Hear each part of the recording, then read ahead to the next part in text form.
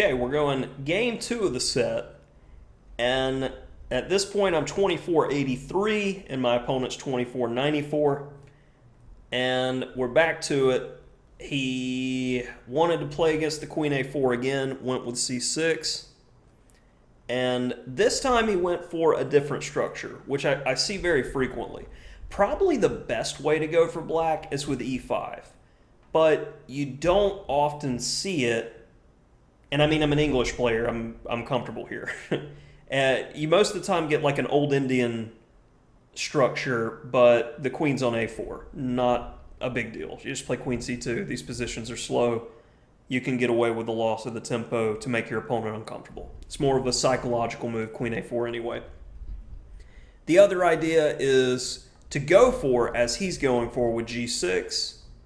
And I go with e4. It should be noted that another way white can play here after bishop g7 is with g3. I was just feeling in more of an aggressive mood in these games. But after d4, we are already in c6 solid Grunfeld territory. And this line with queen a4 was recommended in the latest Grandmaster Repertoire Series text by Avrook. All we're missing is castling, and we're there. So it transposes into a reputable system, but how many Slav players know solid Grunfeld theory? So if you know what you're doing with white, and you have these transpositions in your repertoire already, you're in really great shape. But here, like I said, I was feeling something different. And again, like I stated in a previous video when I was playing the FM that was playing the B-pawn systems against me with white and black, I like creativity where neither system is really wrong, but here I was just feeling this one. So let's get froggy. D6, D4, and we get this classical King's Indian setup, except he's got C6 and I've got Queen A4. And I'm not sure which one is worse, but I know the classical King's Indian's pretty good for white, so I'm comfortable.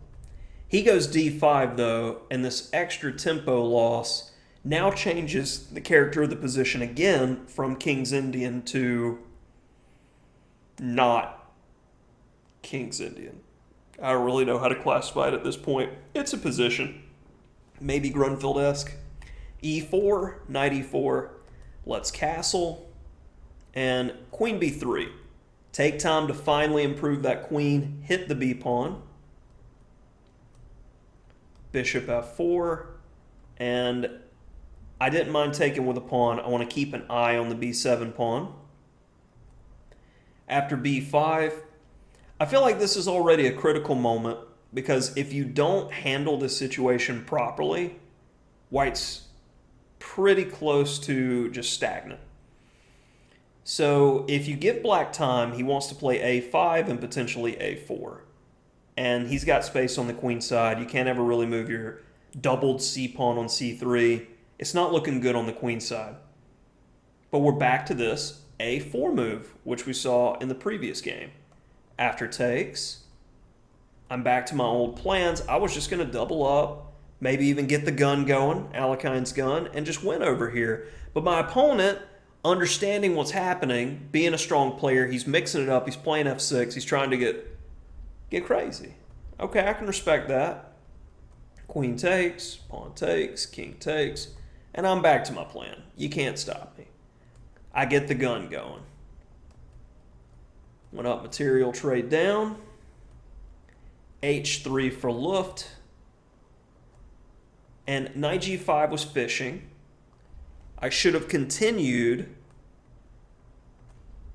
by doing it that way, but I just decided to go back. Let's work the pin. Not interested in trades. And this is another one of those tactical motifs that I never consider here. I'm just like working the clock. I've got the winning position. I'm not trying to risk too much here. Like, bishop a6 is just beautiful. You can't take because you got the runner. And it's just kind of silly. Bishop c8, and you got the pawn running. So it's just, I play rook b2, get some space with g4, get the king involved. And I understood by trading rooks that the majority of my pawns are on the proper color square. I'm going after the c6 pawn. So if I can trade down into a king and pawn endgame under certain circumstances, I want to. But it's mostly I'm eyeing this weakness that I know his pieces will have to be permanent defenders and mine will be attackers. So let's go ahead and get to the position where, all right, I got one in place. I've locked in as an agitator of c6. He's got to defend. So now I got my second aggressor. He's got to defend. So the only thing left to improve is the king. I understand that getting rid of the knight, I will never have problems with my central mass. So here, that next transition happens.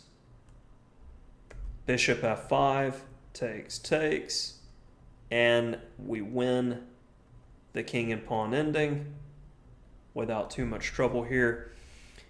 Black resigns because there's going to be far too many pawns. I can even take my time, come around this way, not even touch these guys unless I really need to. It's queen a4 stuff. How about it?